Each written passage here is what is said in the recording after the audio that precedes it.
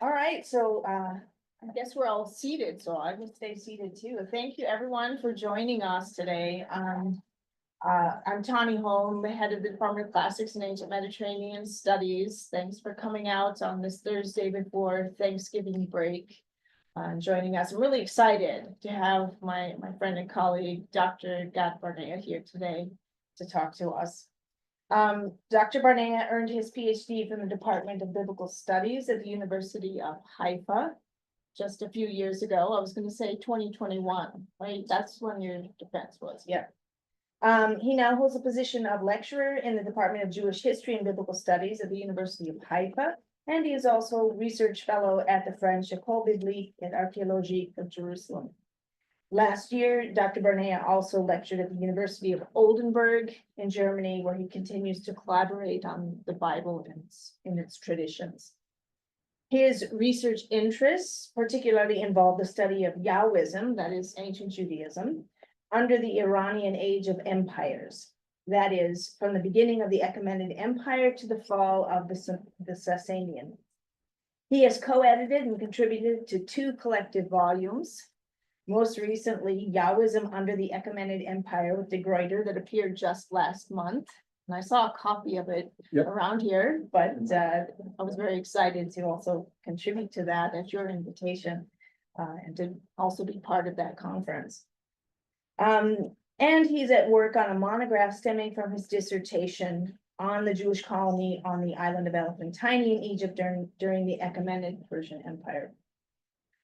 His other publications have ranged from aspects of Qumran studies, the history and culture of Jews in ancient Egypt, the relationship between ancient Judaism and Zoroastrianism, and more. In short, in the 3 years since earning his PhD, Dr. Barnea has already made an impact on his field, and his work has even reached the attention of the general public through venues such as National Geographic and the other guest speaking lectures that you have done. One of his discoveries to attract the most attention involved his reinterpretation of a very peculiar and misunderstood 5th century BCE Aramaic ostracon from Elephantine as a curse text against a tunic thief performed in the Jewish temple. So a really interesting curse ritual in a temple. And I thought of your curse ostracon yesterday, God, when the department had a workshop for students on ancient magic. It was in our student center. The hub was really fun. There were Latin curses represented, Greek love charms represented, Egyptian and Coptic spells, Aramaic incantation bowls, help with that, Hebrew magic, etc. So we needed you there yesterday, but you were in flight to Pittsburgh and then driving through the rain to get here. It was brutal. Sorry. In any case, today, Gad Barnea is here to talk about another aspect of his work. That's a new edition, translation, and commentary of 4Q550. This is a Dead Sea Scroll text containing a tale about Jewish courtiers. It's set in the Persian court. This will appear in the Brill Dead Sea Scrolls edition series, for which our own Daniel Falk is a co-editor. Dr. Barnea's talk today is titled, as you can see, Prophets, Intrigue, and Redemption at the Achaemenid Court. 4Q550 is Irano-Judaic literature. Come on, very excited. Thank you. And thank you for inviting me. It's a pleasure to be here, and I've already met some of the folks here. It's a great group of people here. So really excited to be here. Okay, so we'll start. Okay.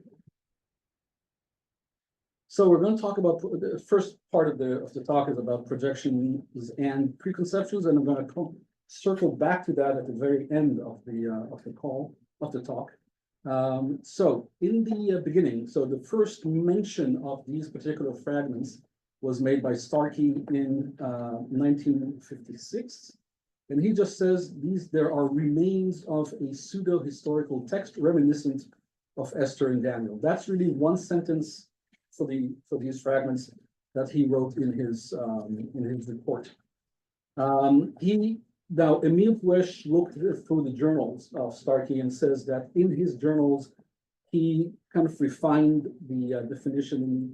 He tried different additional definitions, and he called it a tale in the Persian at the Persian court, or a prophet at the Persian court, or a Jew at the Persian court. These are all perfectly fine, much better than the later proto-Esther or attempt of Milik, which did catch on, unfortunately. But it was really the potential attribution to the Book of Esther that held most of the attention after Starkey's initial comments. And in 1992, there were two attempts simultaneously, and each one was completely ignorant of the other. But the most famous one is Milik. We'll talk about the second one in the next slide. Milik, who completely ignored the material aspects of the fragments and concentrated on trying to prove that this was one version or another of Esther, whether it corresponds to one of both the Greek versions or the Masoretic version. But he tried to prove that there is a relationship somehow. It is I really recommend.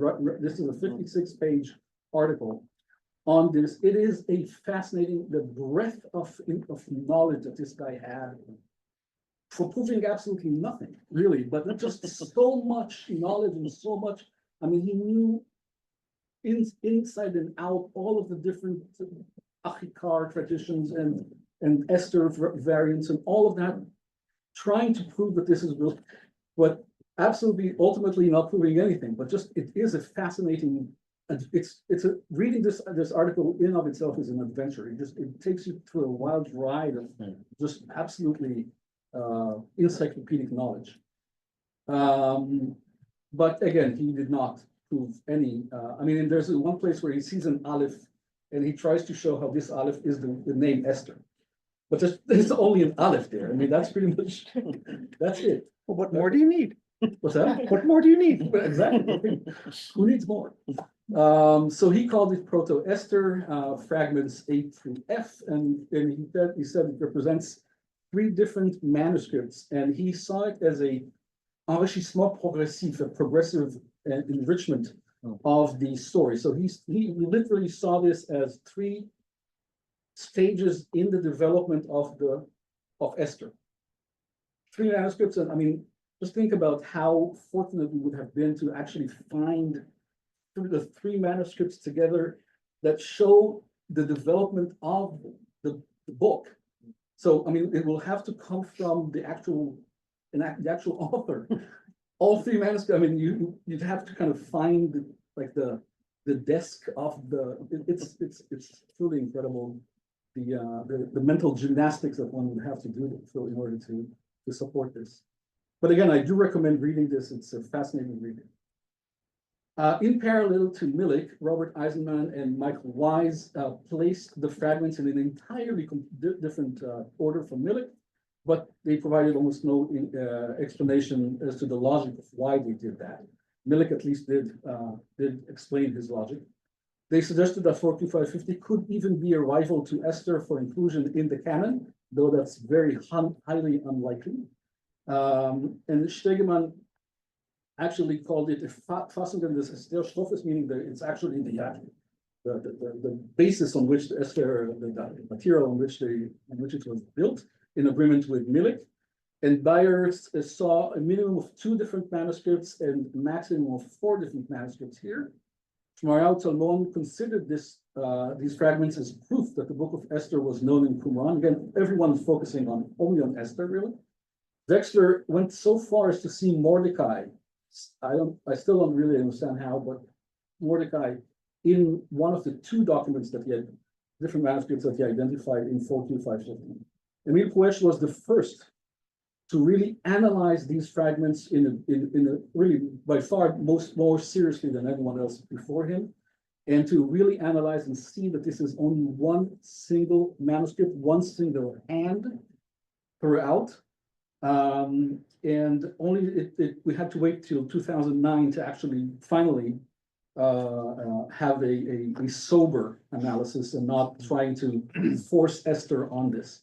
But he really showed that this has really nothing to do with Esther more than sharing the same genre, but nothing more than that. But Eisenman and Weiss already suggested that this is just one manuscript already in 1992, but this was proven by Emil Bush in 2009.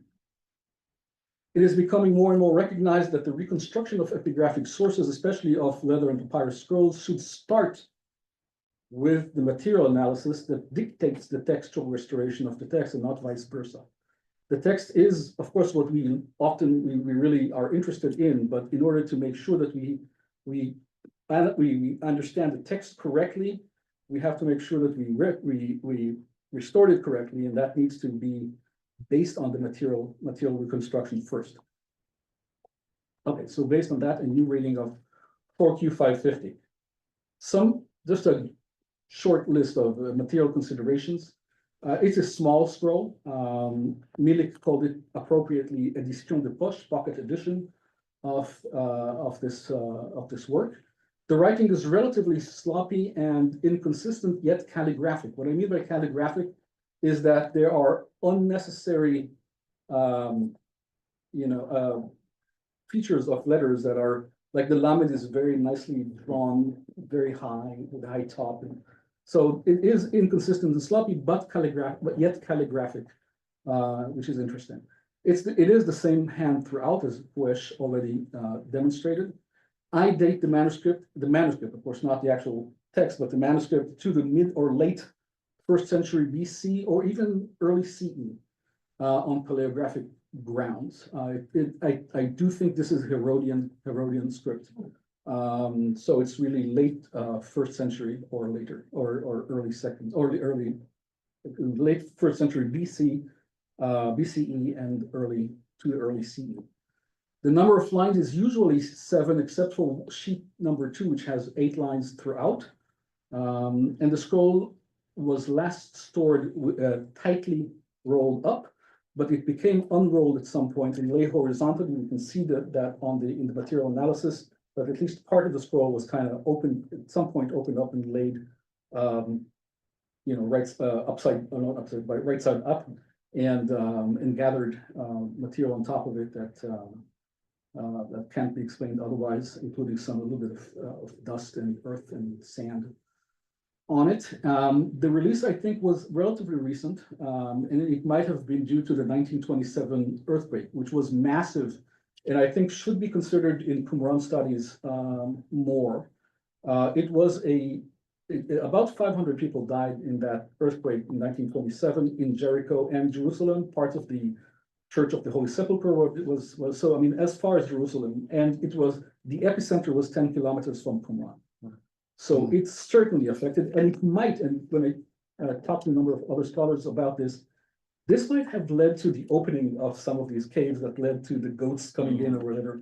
So, but that earthquake, I'm sure, had an impact. Certainly, it rattled the scrolls and the affected the. I mean, and also earthquakes. There have been studies that I did look into on the effect of earthquakes in caves in very arid areas.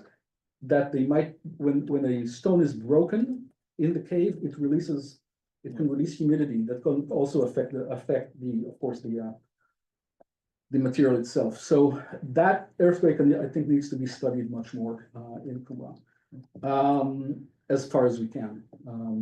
So the scroll does exhibit signs of frequent use. I'll get back to that later on. And small scrolls are rolled out by holding them. We talked about it earlier today about by holding them with 2 fingers and pulling them out. When I was working on reconstructing the scroll, I created a lot of models of the scroll, paper models. And we will see it later on that there's a kind of a wormhole pattern in the scroll that allowed me to connect some of these fragments together. But as I try so the pattern is kind of going up and down. And in order to recreate that in the model, I had to create the model of the scroll and then pull the core out, up and out. And if you put a pin through it, it'll actually create the same pattern, this kind of up and down pattern, which we will see later on. Anyway, as I was playing with we talked about it earlier, as I was playing with these models, I noticed that I had to always, every time I had to wanted to open it up, I had to to hold the roll in my hand and like open it up like this. This creates friction in the on the actual material. What did you use paper, but if it's leather, it's different.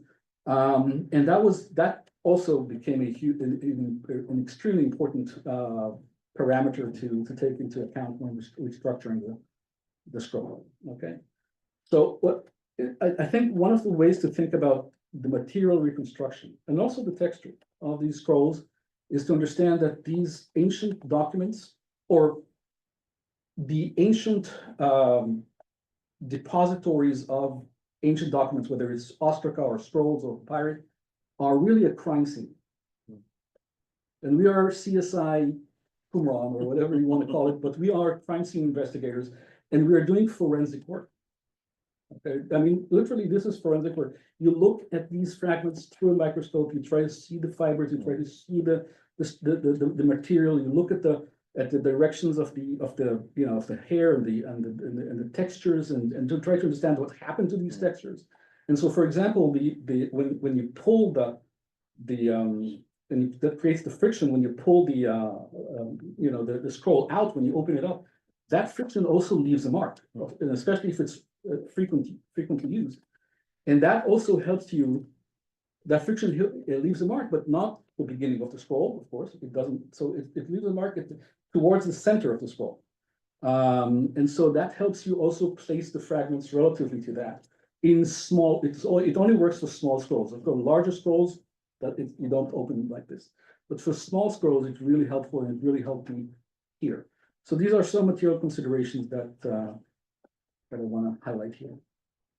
Now, the length of the scroll. So since Stegeman, of course, the radius of the scroll has been commonly seen as the main variable that affects the calculation and length of scrolls, as well as the use of damage markings for relative placement of fragments. Unfortunately, that's very, I mean, it's been debunked pretty much, this theory.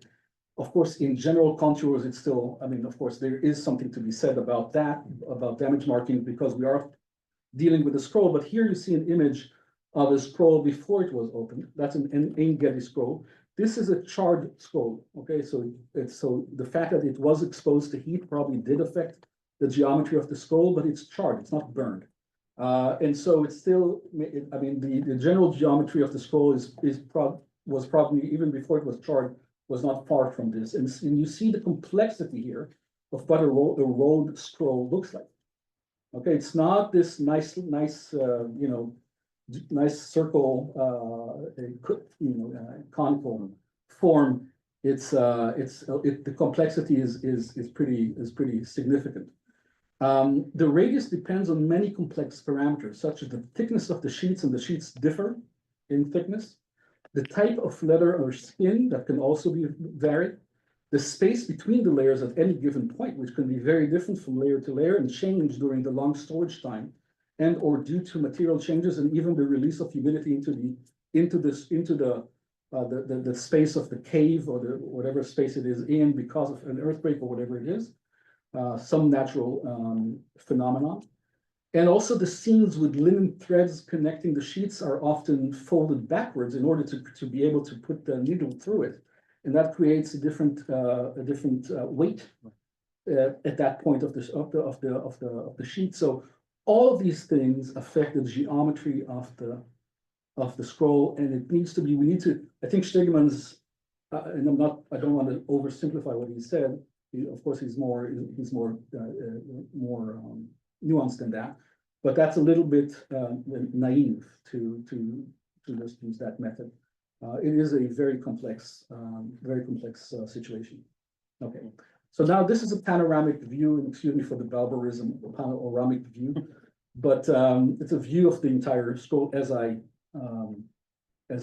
restored it from one end to another. You see, we are of course missing large parts in the middle, but still, it's a pretty well preserved compared to a lot of other scrolls. Pretty well preserved.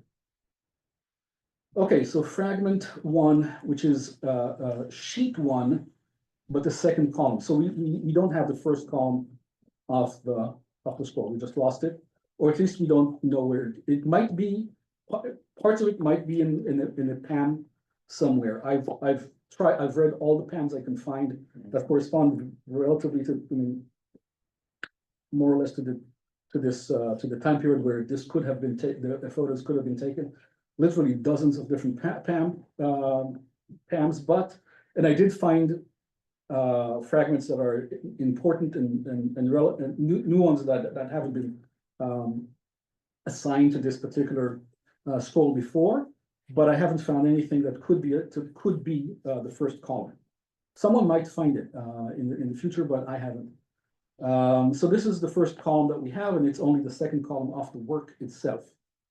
Now I want to focus on the part that's in red here for today.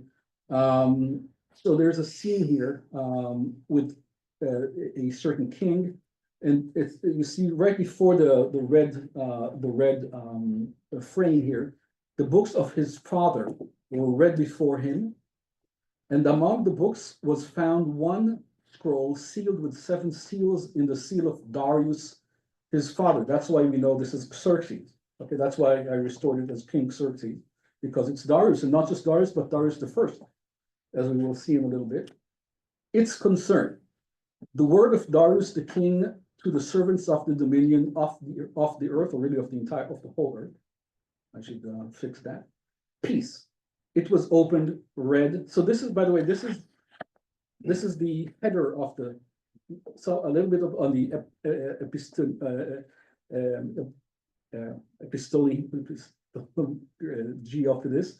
It's the so you have a header of in Persian letter writing. You had it was rolled out, and on the external header you had just a brief description of what the contents are, and then the actual body of the letter. So this is exactly the way it would have been.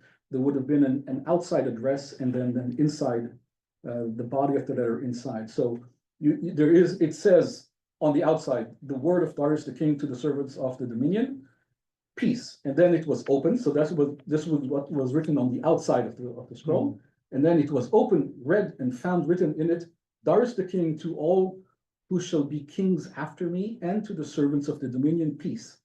Let it be known to you that every brute and liar, and that's where we, of course, as the one of the Murphy's laws is everything that the most interesting part is always going to be missing. Okay, so I'm going to focus on line 5 and 6 in the next slide of the framed section there. This is the classic scene of a discovery of an ancient book. This was a literary topos in the ancient world. Of course, we know it from the Bible, in the discovery of the Torah. But this was a literary topos that was very popular and is also found here. A Megillah, a scroll belonging to Darius I, is found, opened, and read. There's a verb, the verb form from found, eshtakach, is seemingly in a gender discord with the noun Megillah. Now, this can be explained in different ways. A defective spelling, or as Puesh rightly noted, as an impersonal construction of there was found or it was found, which I think is the best reading here. And it's interesting that an identical context and also an identical construction with the same gender discord is found in Ezra. Ezra 6:2, Ishtakach, also Megillah. So you see exactly the same type of construction here. The scroll is said to be sealed with 7 seals. The seal of Darius the king, as you see to your right here, that we actually found a seal of Darius. However, its use here is probably typological, since the number 7 is central to the entire plot. And is, of course, an important number in general in Achaemenid literature. While 4Q550 has nothing specifically explicitly apocalyptic about it, the 7 seal scroll will later become a feature of apocalyptic and Gnostic literature, as well as Aramaic magical texts. You probably talked about this yesterday with Aramaic magical bowls and things like that, and I just had an article come out on the 7 seal scrolls in practice, legend, and theology, where I talk about this in more detail. Line 6 starts with the word pitzgam, and decree, word, or statement, and the word is well documented in Achaemenid documents from Elephantine and other places, and also, of course, in biblical Aramaic. The context calls for a determined state here, and the space between the left margin and the final letters of the throne name, Darius, and I really want to focus on the name Darius is a throne name. I'm pretty sure he wasn't born with that. He chose that name, and that name is interesting. Just as a side note, that name is an Avestan term, Dario Wahush. So if you wanted to talk about the good, the giver of good, Dario Wahush, in Persian, in Old Persian, good is Naiba. It's not Vahush. So this is an Avestan word. It is actually a quote from the Avesta.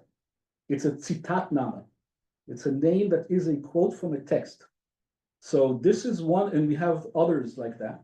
And this is one of Jean Quelens was the first to note this. That is an actual quote from the Avesta. And that's one of the, and it's not just from the Avesta, but from the Gathas, from the oldest layer in the Avesta.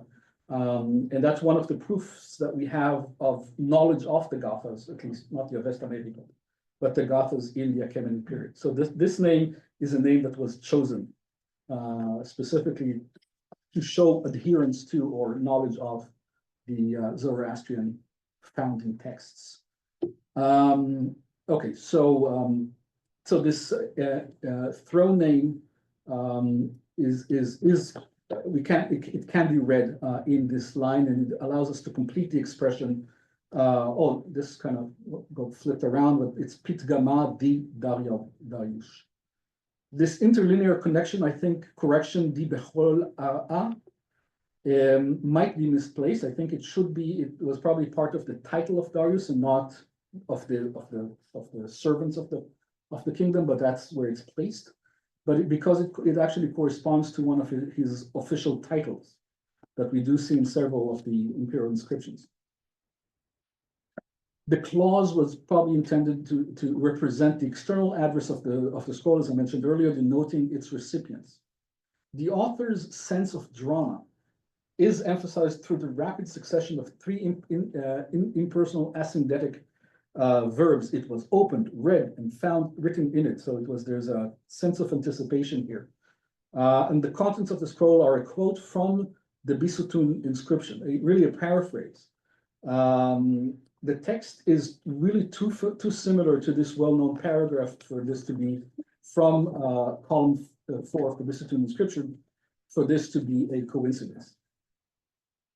So we'll see the Behistun inscription now to give you more context.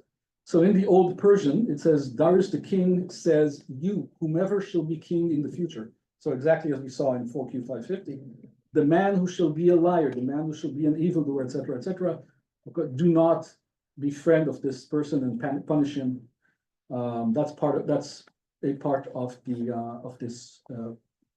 paragraph from the Behistun inscription. Just on the Behistun inscription we'll talk about this more, but it's important to see that it is a very, if you're not familiar with it, it is a very varied inscription. There's some history in it, or pseudo-history, or propaganda in it, and also a lot of wisdom sayings like this, for example. And so there's a lot of literary payload in this inscription that left a mark, let's just say, on the Achaemenid Empire in general and on other future generations as well. And of course, this comes back to what we are seeing in 4Q 550. In the Aramaic Behistun inscription, which we have from Elephantine, and that's the earliest. I mean, that's really the only Aramaic version that we have found. That the one that was conserved in Elephantine. It's important to understand that this one is 100 years later after the original Behistun inscription, so it's not part of the original propaganda that came out of Darius I. This came out under Darius II, which actually wanted to emulate his namesake and to show that he is walking in his namesake's footsteps. So here again, Darius the king says, whomever you are, O king, who will be after me, a man who lies, withdraw from great many lies, beware the liar who lies, etc., etc. Okay, so again, this very much like what we see in that passage from 4Q 550. Now, the recent inscription, Rudiger Schmidt, rightly, I think, says it is the most important document of the entire Near East. In many ways, it's not a hyperbole. The reason for that is, first of all, its immediate impact on so many different cultures in the Achaemenid period as well, but also that it is the first trilingual imperial inscription that we have. And through the Behistun inscription in the 19th century, we were able to decipher Akkadian. So it opened up the entire field to us. So it's really important for in a modern sense and in the ancient sense. So it's not, I mean, you can of course always argue this, what Rudiger Schmidt said here, but it's not far from the truth in certain aspects. It comes from the term Bagastana, Baga, God or gods, Stana is the place of the gods. It was a holy place a lot, much earlier, much before the Achaemenid time, and continued to be after that period. It was created by the order of Darius I, and it was unveiled, so to speak, around 519 BCE. There was an archaeological study that actually proved that 519 BCE is the time that this was completed, or at least the main part of it was completed. And as I said, the first trilingual inscription in Old Persian, in Achaemenid Elamite and Achaemenid Babylonian, which are different from earlier versions of these languages. It's a res gestai Dari, and the structure is titles, genealogy of Darius, the subject peoples that he is ruler over, his ascension to the throne, and then a series of revolts, very interesting, all over really the empire, and then a recapitulation about, and then royal virtues, instructions to future generations, the creation of the text and the script. He claims that he has he created the script, the actual Old Persian script, the cuneiform, which I think is, I mean, most scholars think is probably correct. It didn't exist before. Or at least at his order, it was created. Of course, he did not. But he ordered a script for Old Persian to be created. Darius I is truly one of the most impressive rulers, I think, in history in many ways. And so that's a big part, and that's the part we're going to focus on, especially paragraph 70. And then he added revolts later on because, of course, there continued to be revolts in the empire as there always was. Okay. So this is a quote from Jennifer Finn's great, really excellent article. This monument marks the development of a new phenomenon in the record, the deployment of trilingually inscribed royal texts as a strategic and systematically orchestrated manifestation of imperial ideology. This ideology, I argue, presented a new cosmic order, embracing the nation of Persianness, ushered by Darius himself, one in which the Persian kingship was the fulcrum between God and man. Key to this new order was the royally mandated expression in cuneiform of the Old Persian language, which heretofore had only been spoken.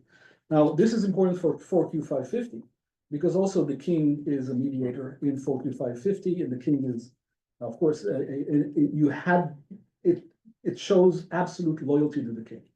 That's the greatest virtue, is absolute loyalty to the king. The king is always to be trusted. It is really a massive kind of cylinder seal on the side of the mountain. It's like a cylinder seal, I should say, an impression on the side of the mountain.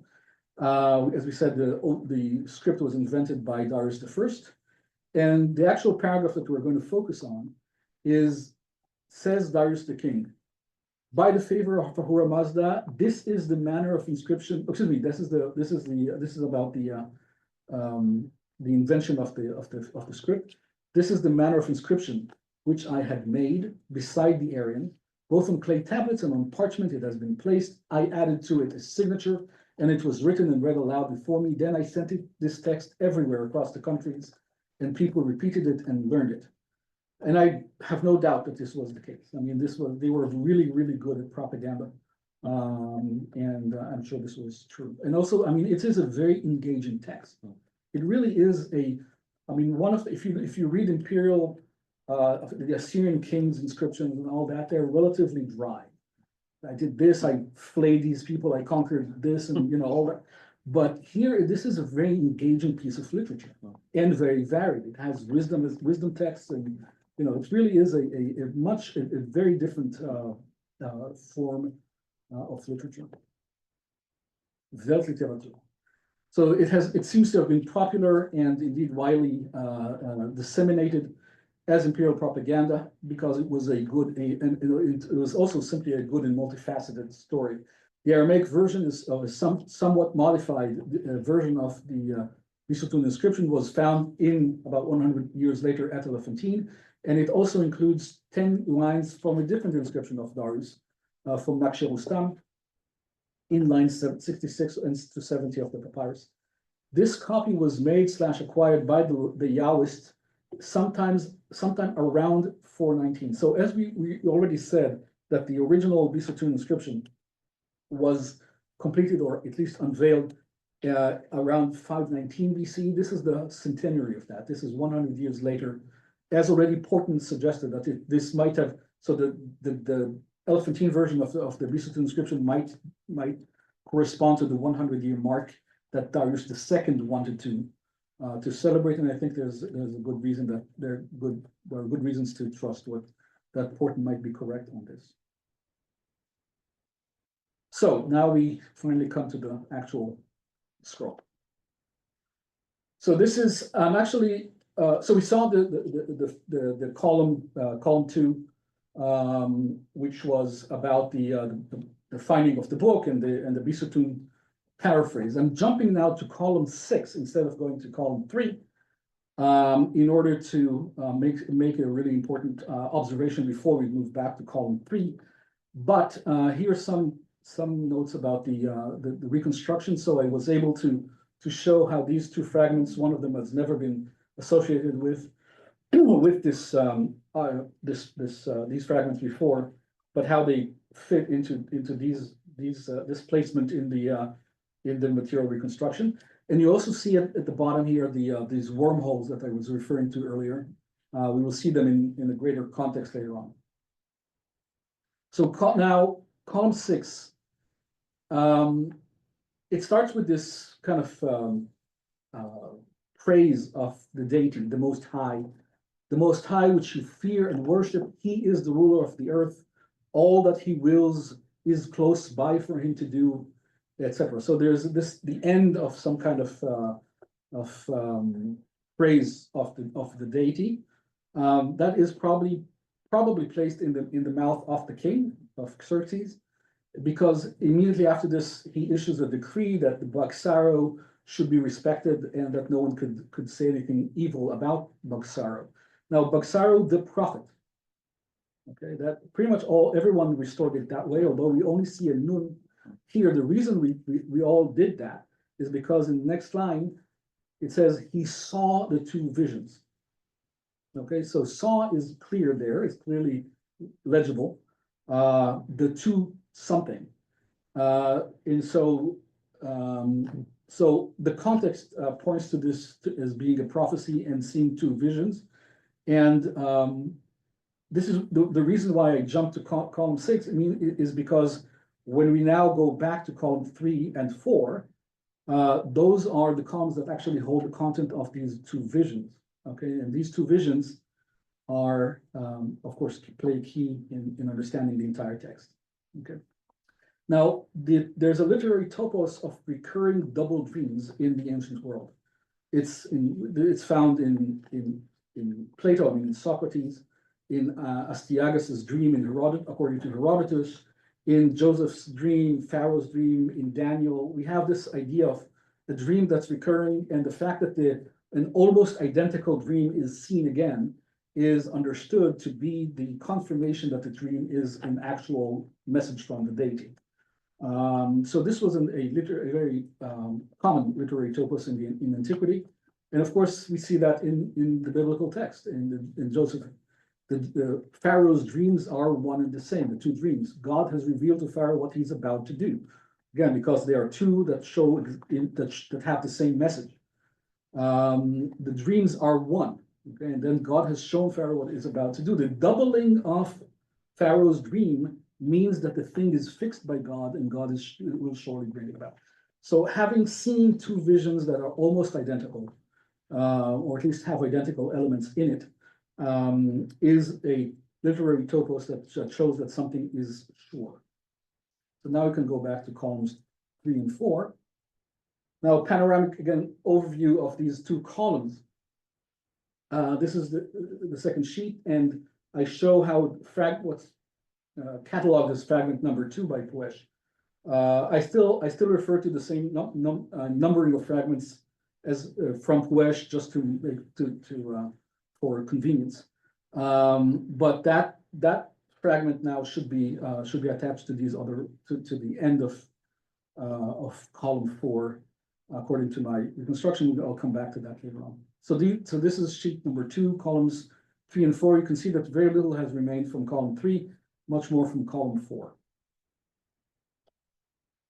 Milik was the first to note that this column contains the second vision of these two visions that Bagsaro saw.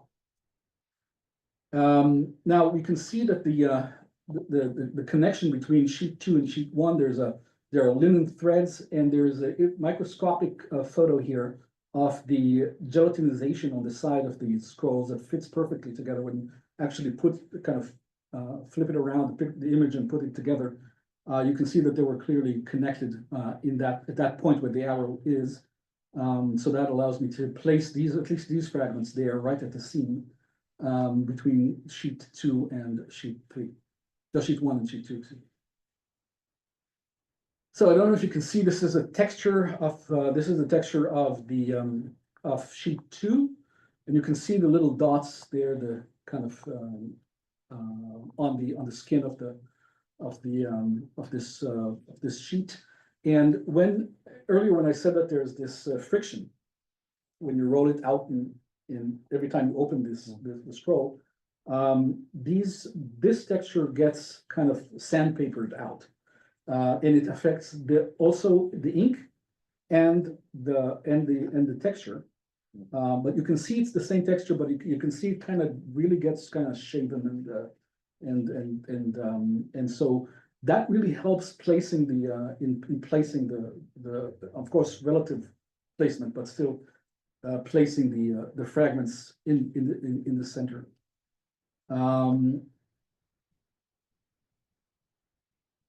It's not moving.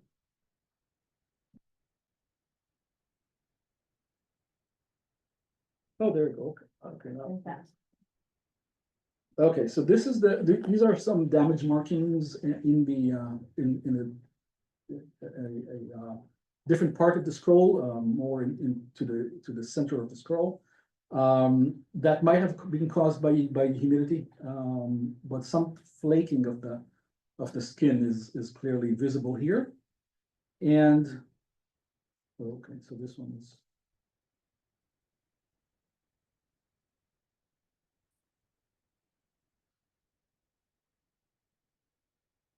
We'll probably again jump in on the roof. I can manually advance it for you.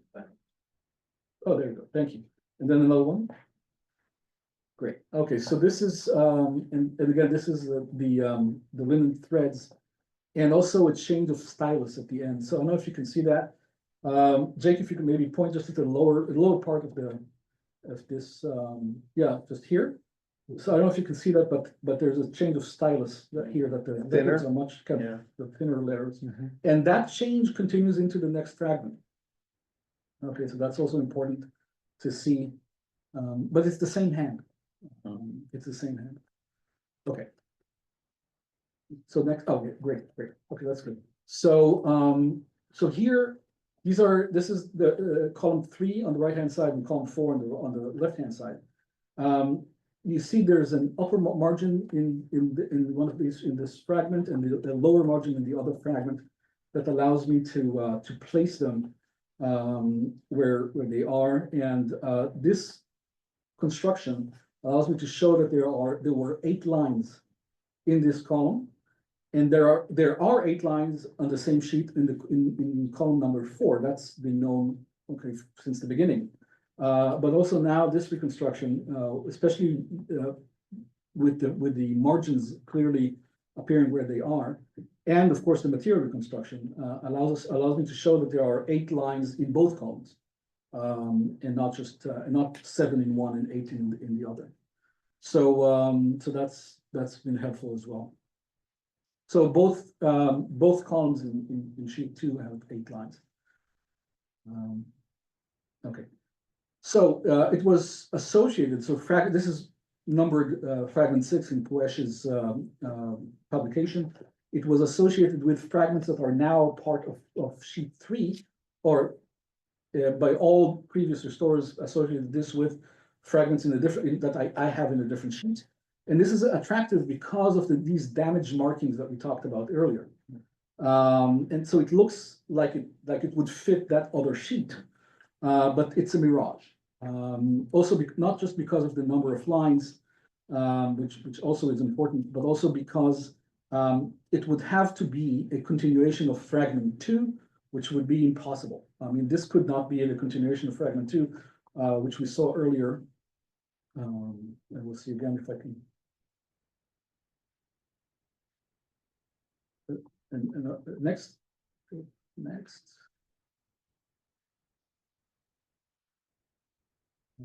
Yeah, okay. So, well, I'll show fragment 2 later on. So this is the restoration of sheet 2. Now we have very little actual, of course, as if you can see this, the material reconstruction here. So very little actual leather here. But since column number 4 is the second vision, and I agree with Milik on this, this is the first vision, or this could be the first vision. And I had to check the hypothesis of is this the first vision? Now I know in column number 4, which we will see in a little bit, there is a succession of events. It is always the first one comes and says, or it's the second one comes in and says this, the third one. So there's a very clear succession of events and actions in the second vision, in the fourth column. And so something like that, I should be able to find something like that. If this is really the first vision, I should be able to find something like that in this column. And indeed, we do find this in the portion that we can read. So if you look at line number 6, and the 7th did this. So and the 7th did something. We should be able to find also some listing of events preceding that. Okay, so at least 6 events preceding the 7th. And in my restoration in line number 2, you do have the first one doing something, and then I restore 2nd, 3rd, 4th, 5th, and 6th, and then we do have the 7th doing something, which is legible there. And then we have Bagoshi, who is the kind of the villain in this story, the evil protagonist in this story. So there is a numbering or a kind of ordering of people doing something here. That's clearly there. We don't have any of the contents of what they did, but clearly something is being counted, and there are seven actions being taken, one after the other in this column. That's really all we can say. Pretty much all we can say about this column. But there is something about someone holding the hand of someone, and probably some anointing of the head happening as well in these fragments. Again, very fragmentary, unfortunately. So next up, there we go. So next column here we have much more. The first proceeded and said, the king's decree is evil, and the second proceeded and said, and the third proceeded and said this, and then the 5th and the 6th and the 7th. Some of this we can actually read, some of this we have to restore, but clearly we can see here as also a succession of actions being taken by different people, saying different things. And that corresponds between these two columns, that we have this succession of events. Again, well, of course, we're missing a lot of the actual contents of this, but there is enough parallel between column 3 and 4 to see that what is said in column 6, that he saw these visions, and now we have these two visions in column 3 and 4. And that does correspond to these two visions being seen by Bagsaro, who is said to be a prophet. Okay. Bagsaro enters into the king's court at Susa, according to my reconstruction, and reveals his visions to the king. And the king rose and kissed him and says, Bagsaro, Bagsaro, from now on you shall something.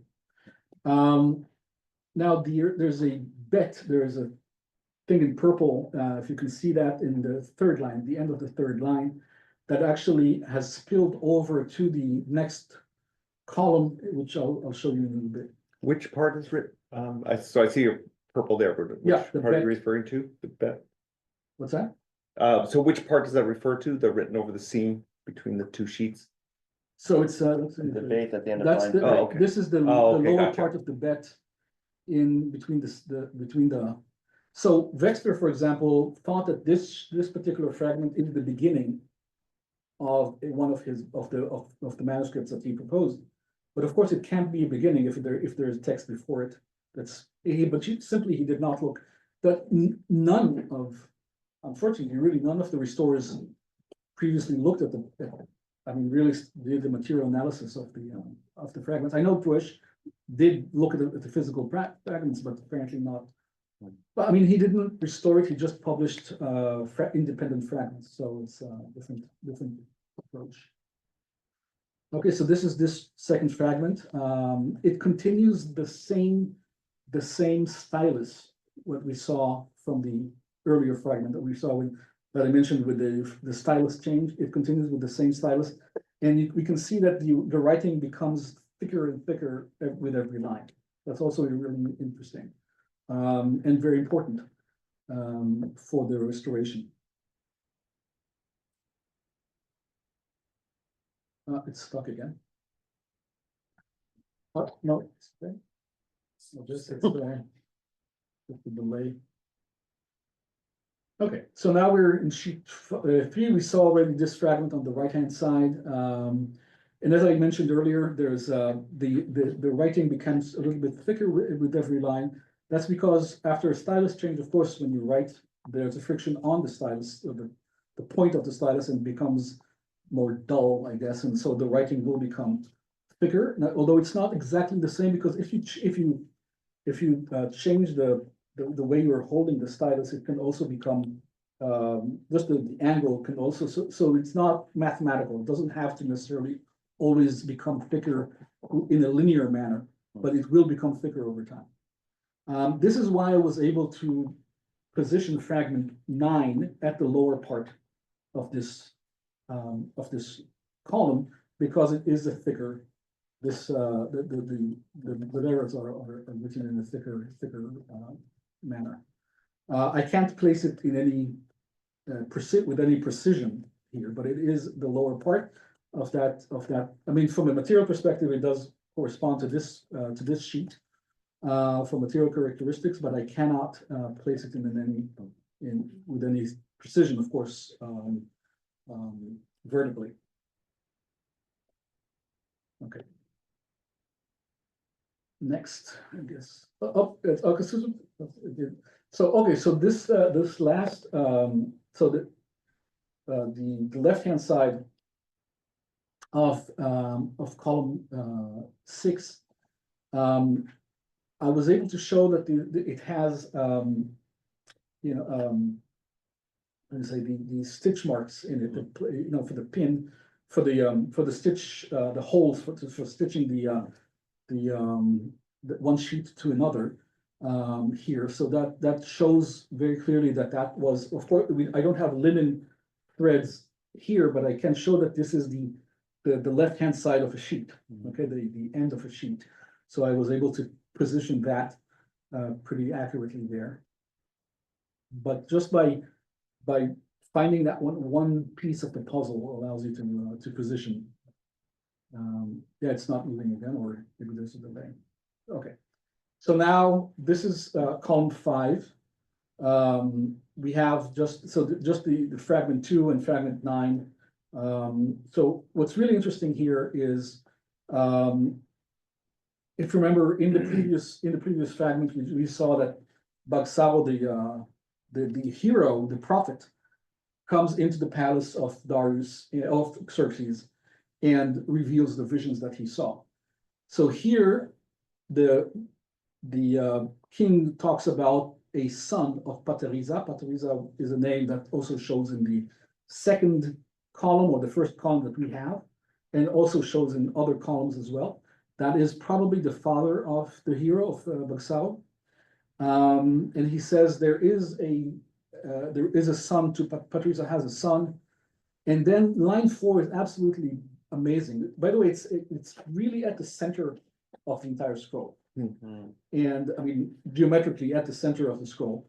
And then the terror of the house of the scribe fell upon him. I love this line. The terror of the house of the scribe fell upon him. So clearly what happened is that the king confronted Bagoshi, who is this evil protagonist in this story, the one that was scheming in these 2 visions against the king. Bagsaro saw 2 visions about Bagoshi scheming against the king with 6 other collaborators. That's also an Achaemenid literary trope of 6 collaborators. It's also in the Behistun inscription.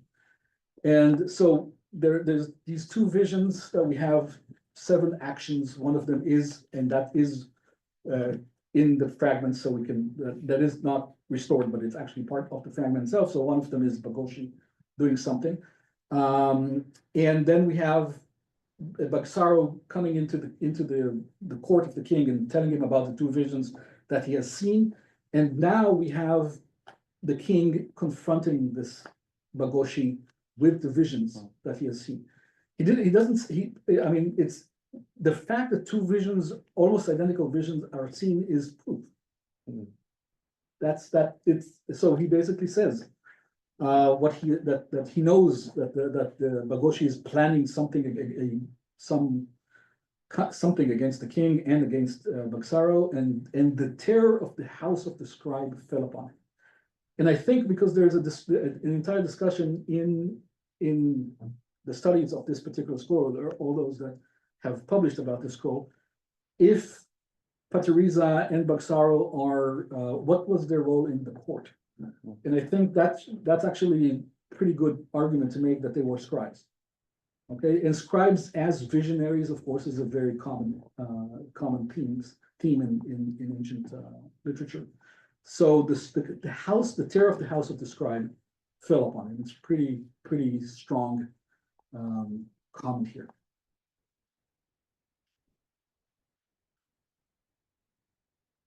So the wormhole pattern that we talked about earlier, now I'm connecting the 6th column that we saw earlier with the 7th column. That was absolutely essential. I mean, really a critical part of the reconstruction. Really, the first thing the first hint that I had into what was the order of the different fragments here.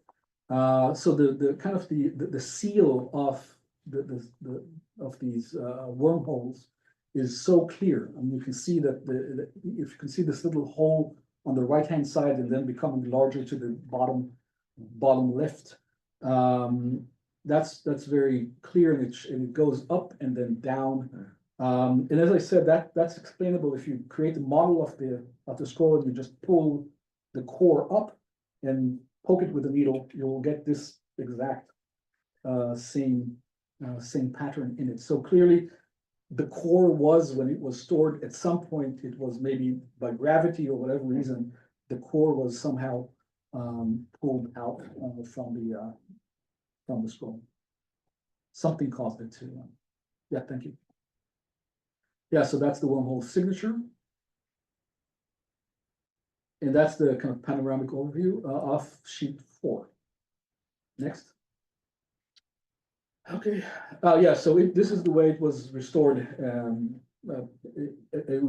mean, this is the way you would see it now on the IA website, but this is the way I suggest to restore it. On the right, Yes. which is Yeah, yours? mine is on the left. On the left. Yeah, the black background, unfortunately, they have black backgrounds, which is really bad, because sometimes you don't know if it's sometimes at the edge, you don't know if it's part of the text or part of the background. The decision to have a black background is unfortunate. Okay, next slide. So I was able to put them together with the other fragments and also restore this Barnecha min kadmuhi, so I will bury you in front of him, whoever that is. Next. And so this is the text, and it's beautiful. I mean, columns 6 and 7 are both really beautiful kind of doxologies of the deity in column 6, and here of Patriza, the father of Bagsaro, probably. And he's called Ushei Malka. Ushei is a Persian word that means ear. So the one that has the ear of the king. So really the close advisor to the king, I guess, is the way to understand this. Ushei Malka. And the ones who chatu kadmecha, who sinned before you, and zadu alecha, so they conspired against you in magic. And so that in sorcery, as the way I translated this, and that shows that probably Bagoshi, again, this evil protagonist in the story, was probably a magush. Now, this idea of an evil magush is also central to the Behistun inscription, and so again, this is a very strongly Achaemenid literary trope. And then line 3, Yehudi min Revanei Malka. So this is the only proof that we have of any Jewish context, because everything else is purely Achaemenid. I mean, purely Iranian. All the names. All of these references back to Behistun in practically every single column of this, there's something referring back to the 6 companions, the Magush being part of the evil person. I mean, every step of the way, there's something that refers back to Behistun. But here we have someone, and probably Patriza himself, who is a Jew from the noblemen of the king. Okay. And again, Ushei Malka occurs again, and command me, and when you die, I shall bury you before him. That I was able to reproduce now with the new reconstruction, the new placement of the fragments. So the plot is set in an entirely and inherently Iranian context. All the names are Persian. Patriza, pleasing to the father. Bagoshi, Baga Ushi, having the ear or attention or understanding of God, of Baga. Bagasaro or Bagasharu or Bagashrava is either, 2 ways to understand this name, either listening or obedient to God, or the fame of God. This name is recorded elsewhere as well, in the Arshama letters and other places. The term Ushei Malka, which we saw, the ear, having the ear, attention or understanding of the king, occurs a number of times, and it's the only. This is really the only document where this title is documented, but this is a very Persian title. The plot is set in the reign of Xerxes and takes place in the palace, and as we saw, it contains a paraphrase of the famous column 4 of Behistun inscription, where the king addresses other kings that are to come after him, and the dangers of liars. The 6 co-conspirators, and we talked about all of these different elements of the Behistun inscription. And it uses elements of Achaemenid epistolography, as we saw with the external address and the body of the text, really very faithful to the Achaemenid epistolography. If it weren't for the mention of a Yehudi in the final column, the text would have been entirely Persian. The scroll contains a paraphrase, as we saw, of paragraph 4 of Behistun, where the king addresses the kings that are to come after him and warns them about the dangers of flyers. The entire context following this paraphrase is rooted in that paragraph. Okay, so everything that follows the paraphrase is a legend, is an exegetical legend. Okay, what in the Jewish context it would be called the Midrash Agadah, right? A legend that is used in order to explain a part of an authoritative text. So what's happening here is that there is a legend, because there's a king that talks to kings that are to come after him about the dangers of liars, right? And ostensibly in the court. We have a legend about liars in the court conspiring and against the king and the prophet, ostensibly a Jewish prophet here, warning the king about these liars and the conspirators, right? So this is really an exegetical legend on Behistun. Okay, I mean, we know about Midrash Agadah on biblical verses or verses from the Talmud and the Mishnah. Okay, we have exegetical legends on authoritative texts, but here we have an exegetical legend on Behistun, which I find absolutely incredible and beautiful, and it's in fact also the earliest exegetical legend that we know of to explain an authoritative text. But it also shows just how authoritative Behistun was, that there was an exegetical legend created to explain that particular passage of Behistun. Okay, so it does contain a classic tale of divine judgment. The genre was very popular in Achika, Daniel, Esther, etc., and the Joseph novella, among many others, and it's set in the reign of Xerxes. And we'll talk about the rest of these points. Next, please. Final observation. Preconceptions dictated by an over-adherence to the biblical tradition and hopes of finding certain works of the biblical corpus have misguided the work on these fragments for more than half a century. This need to absolutely impose on the text something that's not there is still, I think, plaguing our field in many ways. So we need to let the text speak for itself as much as we can. And what does help with that is by taking a purely material approach to the reconstruction as a first step. Just looking at the material, analyzing the material properties, and also working with models. Very important to actually have a model within your hands and try things out. That's an important first step. And only then look at the text, but don't let the text dictate the result. And third point, the genre of exegetical legend is known to us from much later Jewish works, but the origin of this genre might need to be reevaluated, and it probably derives from Iranian literature.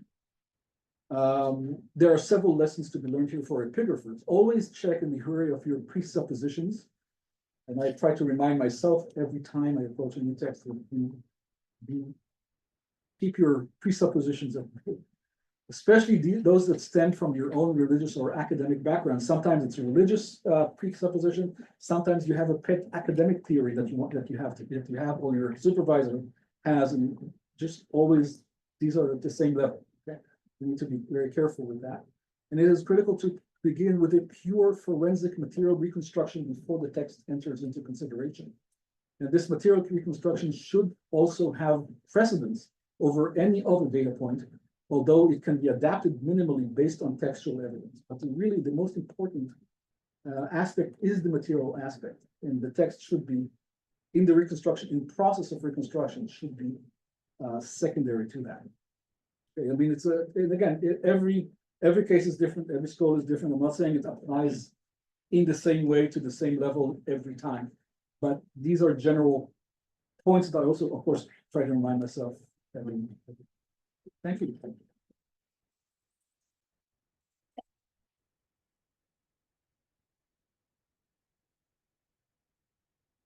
Yes. Okay, thank you so much. It was Yeah. a brilliant talk and supremely enjoyable. Your detective work with the material of the document was very enjoyable to hear about. It's like any good detective story. It's fun to follow.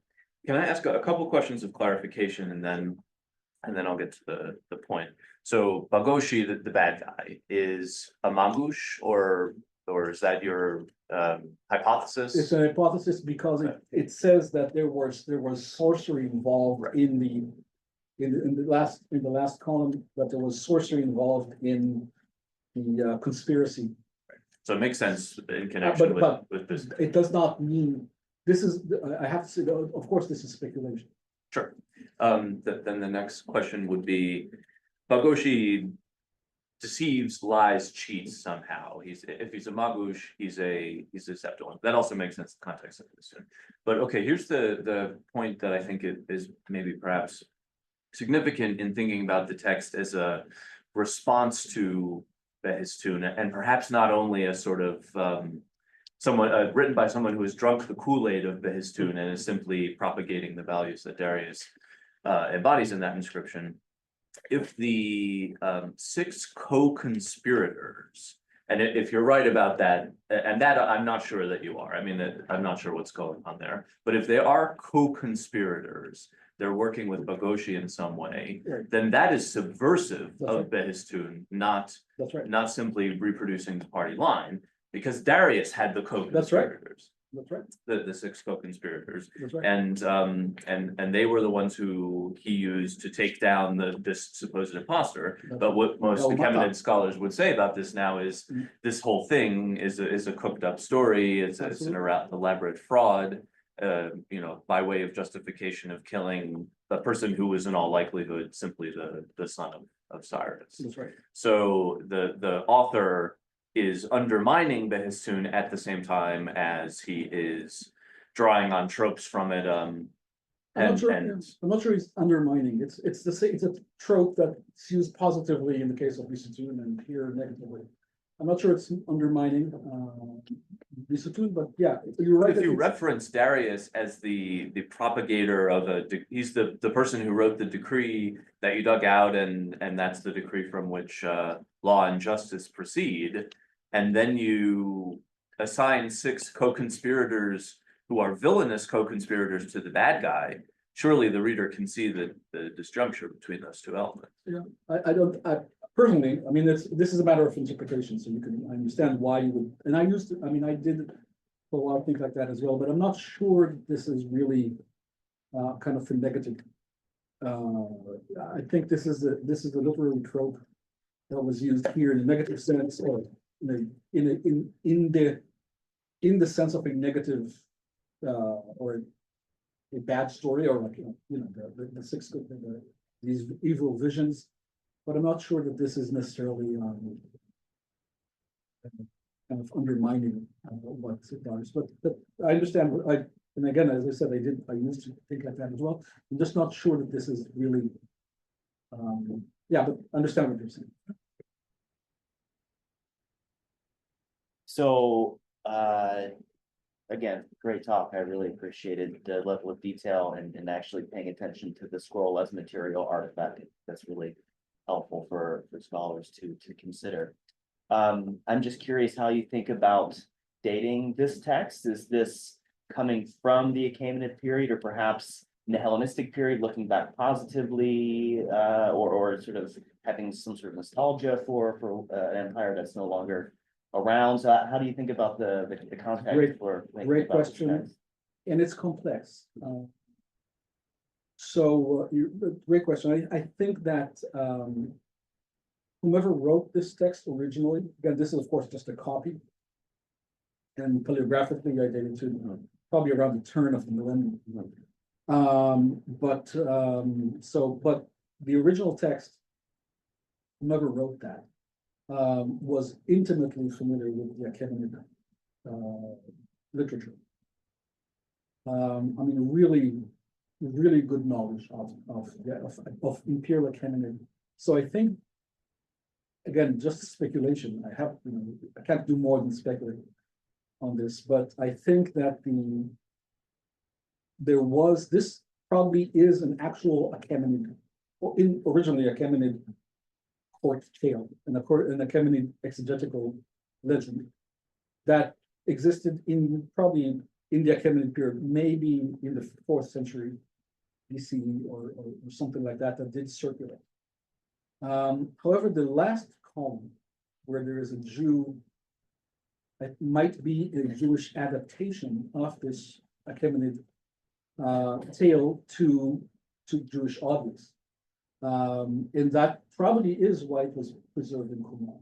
I mean, that's a big question we talked about. Why did the folks at Qumran preserve this text? It's not biblical, really has nothing to do with the Bible or with any sectarian sensibilities or concerns. Why did they have a copy of this? You know, and again, the fact that it was often opened, I can tell that this was people used it and it was popular. I mean, the signs of use on it are pretty clear.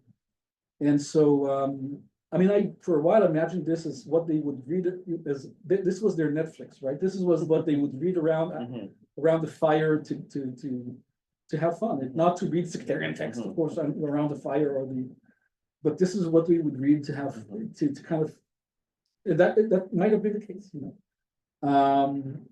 We don't know. I don't have an answer for why this was preserved in Qumran. But I think again there are layers of addition to this. I think the original one is Achaemenid. I think this started out as an actual Achaemenid court tale, an exegetical legend to describe this very important paragraph from this agreement. That's, I think, how it started out. And then it was adapted in Jewish circles. It was adapted to a Jewish setting. That I think maybe the 7th column was added, maybe or adapted later on.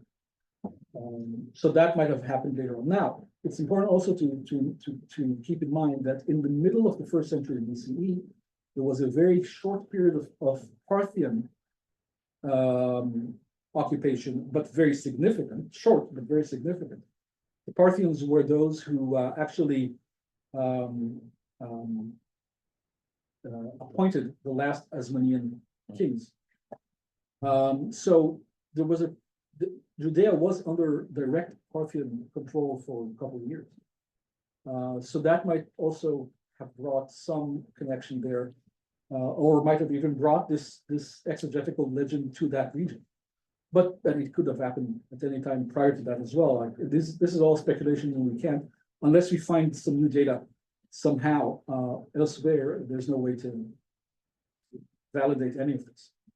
Parthians also have the 7 conspirators, and it could have been revitalized or something at that time. So, this goes back to something we talked about over lunch, but you brought up here as well about the opening of this. You suggest that a small scroll like this would be opened by pinching with your two fingers and opening this way. What is the basis for that thinking, as opposed to just opening the scroll like that? You could open it like that as well. So do we actually have firm evidence that it was held that way, or is that just okay? But the only thing is this is the importance of using models when you restore scrolls. So when I restored this, the first thing I had to show was this wormhole pattern. And in order to prove that this pattern can be replicated, I can replicate this. I created a lot of, my desk was full of models of this 7 centimeter high scroll, and I noticed every time that that's how I just naturally hold it, right? I hold it like this, and suddenly also I suddenly it occurred to me that when I do this, there's a lot of friction happening. Every time I open it, there's a lot of friction happening. So yeah, that's just the natural way to, even without thinking, this is how you would do it. And the friction, I started thinking, well, do I see signs of friction on the actual scrolls? And then I started seeing that it's absolutely clear that there are signs of friction on the actual scroll, not at the beginning, of course, but at the place where you would imagine. So right towards the core of this, there's more kind of the center of the scroll of the sheets. There's more friction. Now the friction is affected also by the fact that there are, the seams, so it's not everywhere the same.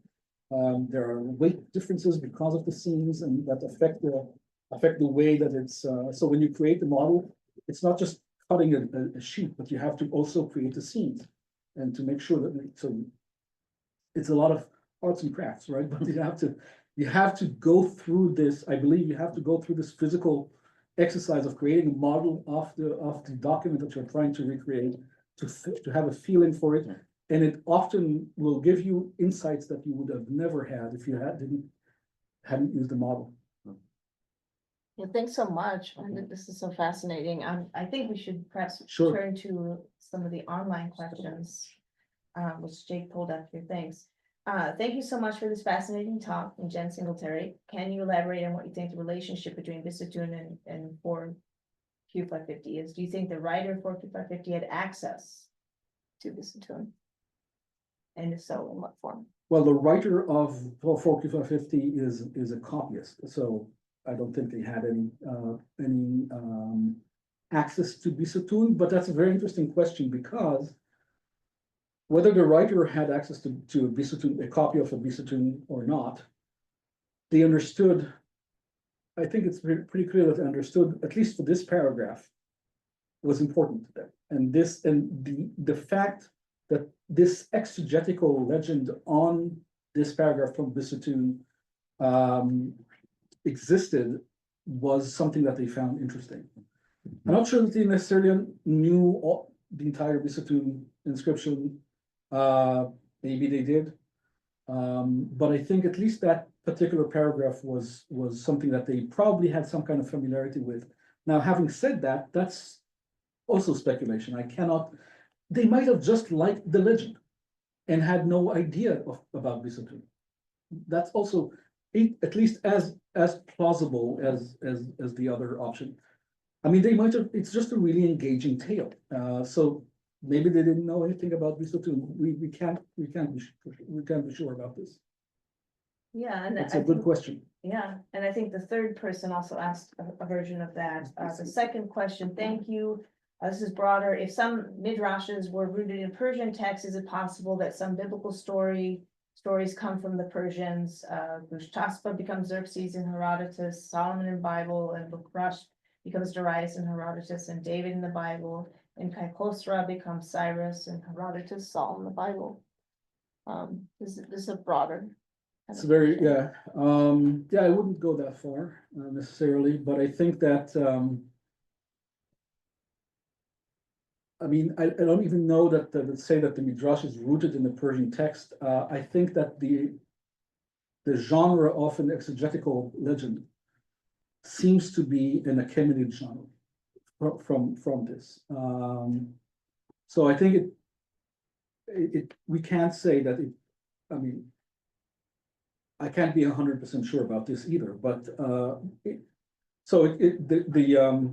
range of options is that the genre often is an exegetical midrash was an Achaemenid genre, and it was adopted by the Jews in sometime in the first century, probably BC. That's one option. Another option is that this is not an Achaemenid text at all. It is a Jewish text that creates an exegetical legend on Behistun. I think that that's more remote, because that would imply very intimate knowledge of Behistun by the Jews. I think that's more remote to assume that the Judeans in the first century BCE had intimate knowledge of Behistun, more than that they were adopting a popular Achaemenid text. I think that's more logical that they were adopting an Achaemenid text, but who knows? Maybe they did know Behistun. But again, I think that that's much more remote. That's much less likely that they actually had a very intimate knowledge of Behistun. Yeah, thanks, Mohammed Habibi. Mark Munn I guess the question is answered, right? His question was earlier, The you have to earlier scroll one. up a bit. Okay. Oh, sorry. Okay. Okay, so we'll take Eva's and then go back to maybe Mohammed has another question, yeah. Yeah, With regard to the Aramaic version of the Behistun text found at Elephantine, you suggested that the text was promulgated anew on the centenary of the original. But the notion of celebrating a centenary is not otherwise attested in the ancient Near East. Wouldn't it be simpler to suppose that it was promulgated anew on the accession of the second ruler taking the name Darius? This would be the occasion when Herodotus learned the tale in the 420s. yeah, I mean, that could be, and I don't think these are mutually exclusive. So I do think that for Darius II to want to recall at least or celebrate somehow the centenary of this really important, I mean, that goes hand in hand with his own propaganda. Darius II did repeat a lot of the stuff that of the actions that Darius I, so like rebuilding temples in Egypt and other places. By the way, we possibly also contributing to rebuilding the temple on Mount Gerizim. It happened around that time period. So just from chronologically speaking. So rebuilding the temples was something that Darius I did, and Darius II followed in his footsteps. Sorry, I should go to class. Thank you so much. Thanks. And so, yeah, so I don't think these are mutually exclusive. Yeah, and Okay. You think that you answered Mark's question, how could the moral story about revealing a deceiver in the court of a king have meaning in the 2nd or 1st century BC text? Or earlier well, it context? has meaning because it explains that paragraph from Behistun. So this is a legend that is meant, it's an exegetical legend. The genre is meant to explain the authoritative text. Okay. All right. So Muhammad has another question. The first religion was Zoroastrian and Judaic texts were similar to Zoroastrian texts like Moses and the burning bush and fire worshippers in Zoroastrian. Is it possible all of them come from Babylonian stories? Thoughts on that? Yeah, I mean, I don't know about first religions and things like that, but yeah, I really don't have much to say about this. Yeah, all right, thanks, Mohammed. And then Eva Fondasso has another question. Given the role of the prophet, Bagsaro, what more can be said about prophecy in Zoroastrianism at this time? Well, of course, Zoroaster was a prophet himself, so that's a big part of this. He's seen as a prophet, he's considered to be a prophet, his words are considered to be prophecy. So I think that, I mean, the central aspect of Zoroastrianism being based in prophecy, I think is very important and shows the centrality of the role of the prophet in everyday life. So that's probably part of this, and that might be reflected here as well, is this the prophet who actually brings the truth to light in the court of the king. So I think that's the end of those questions, but Daniel has. Yeah, so I like your theory that you have an Achaemenid version of this, which is already an exegetical legend and then adapted. They're a Jewish adaptation. So taking that line, what do you think the role is of this Jew in the text? Is he now the hero? Yeah, so there are two options of reading the seventh column. Either this Jew in the seventh column is either the hero, Bagsaro, or his father Patriza. Because this text, of course, is very fragmentary. We don't know. Patriza is mentioned there, and so I tend to think that it's probably Patriza that it's referring to, not Bagsaro, but it's really hard to be 100% sure who is the referent here. And if Patrizo, how would that play out with Bagsaro? He's the father of Bagsaro. Okay. He would be the father of Bagsaro. In the fragment when it says about the terror of the house of the scribe, the line before that says, Patriza has a son who, et cetera, et cetera. We're missing the rest of that line. So, I take it to refer back to Bagsaro, who in the column right before that comes into the court and tells Xerxes about the plots or the plot. So just one further part of that, did me, so would that adaptation be reinterpreting characters who are already in the story? Yeah. Are both of those already in the story? And then it's just identifying that one of them is a Jew, That's it's a right. good Jew. Yeah. Okay, gotcha. And also not just, but also a Jew that plays roles that we are Yeah, yeah, familiar yeah. with In from the the- Bible, the counselor of the king. Yeah. The good advisor, the one who is Yeah. here, he's said to be in Persian. Yeah. In Persian Aramaic, he's a Persian and Aramaic combination. He's Ushi Malka, which is he's the ear of the king. He has the ear of the king. And we know Jews did Yeah, that exactly. sort of thing, like with the That's right. Daniel stories, That's right. Esther story, we don't have to Nehemiah. relate it Yeah. back to, we don't have to say it's a Esther-like story to say That's right. That's a court. Jews read Yeah. Jews into stories. That's right. Very good. I mean, this scroll is very important for a lot. I mean, it has a wide range of implications. I was lucky in the sense because people were very interested in this scroll for a while hoping to find Esther. And after they understood, especially after Poesh's edition, where he says it has nothing to do with Esther, and he proves this very well, people lost interest. Yeah. It's not biblical.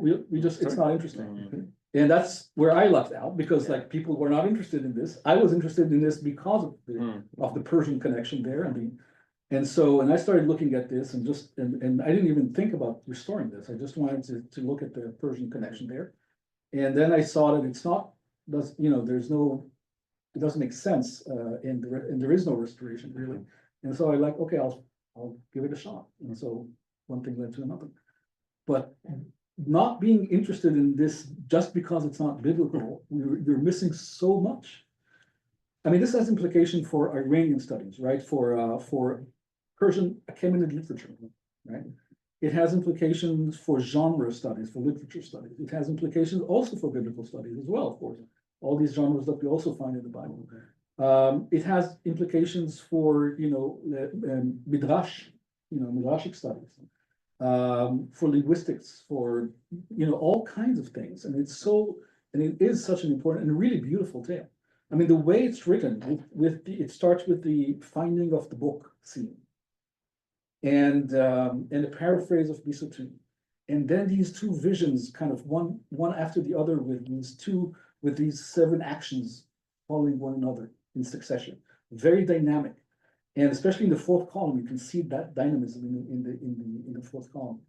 And then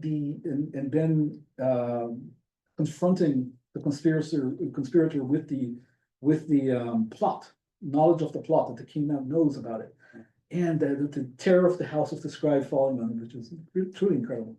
And then this doxology after that of the king and of Bagsaro, of the deity and of Bagsaro, and the decree that says that no one can ever speak evil of Bagsaro.